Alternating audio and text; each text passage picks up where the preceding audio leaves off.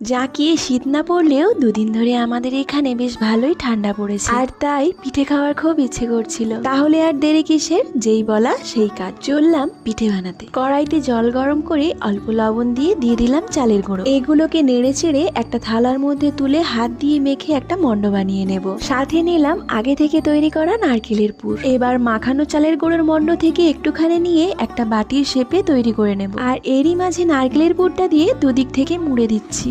এইভাবে করে অনেকে এটাকে জলের ভাপেও ভাপিয়ে নিতে পারে, কিন্তু আমি এখানে ডাইরেক্ট দুধের মধ্যেই সেদ্ধ করে নেব। তাই কড়াইয়ের মধ্যে দুধ গরম করে তার মধ্যে দিয়ে দিচ্ছি পরিমাণ মতো চিনি আর অল্প একটু এলাচের গুঁড়ো। দুধটা ফুটে উঠলেই একে একে পুলি পিঠেগুলো দিয়ে ঢাকা দিয়ে দেব। সেদ্ধ হয়ে গেলে ঢাকা খুলে পরিবেশন করুন গরম গরম দুধ পুলি। আর এটা খেতে কি যে ভালো হয়েছিল।